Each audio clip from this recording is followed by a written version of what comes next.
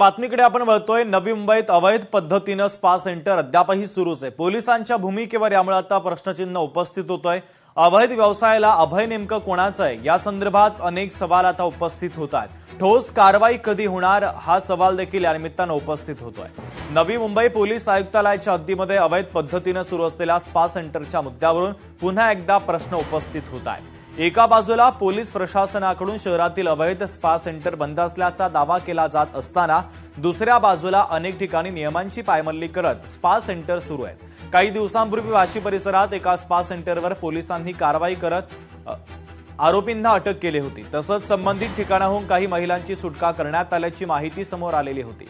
दरम्यान या सगळ्या प्रकरणाचा आढावा घेतलाय लोकशाही मराठीचे प्रतिनिधी आकांक्षा देशमुख यांनी। पाहूया।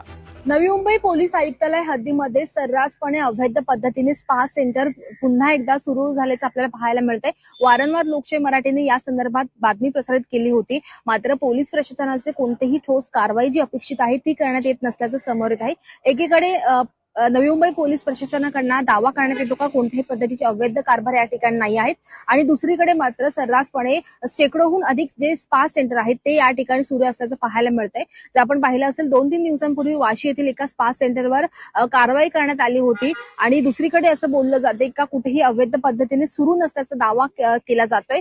फक्त ठराविक ठिकाणीच ही फक्त तात्पुरत्या स्वरूपाची ही कारवाई केली जाते का, ठोस कारवाई पोलीस प्रशासन कधी करणार हा प्रश्न या ठिकाणी उपस्थित केला जातोय। त्यामुळे या सर्व गोष्टी पाहता नवी मुंबई पोलिसांची जी भूमिका आहे ती अत्यंत संशयास्पद पाहायला मिळते। अनेक आरोप देखील केले जाते की या सर्व गोष्टींवर कारवाई का होत नाही, कारण जर लोकशाही मराठीकडे अशा बातम्या येत असतील किंवा मग व्हिडिओज येत असतील, माहिती पोहोचत असेल, तर जे जनतेचे सेवक आहेत, रक्षक आहेत, त्यांच्याकडे का पोहोचत नाहीयेत हा अत्यंत महत्त्वाचा सवाल या ठिकाणी पाहायला मिळतोय। त्यामुळे ठोस कारवाई करून हे अवैध धंदे बंद केलं पाहिजे अशी मागणी आता सध्या जोर धरत आहे।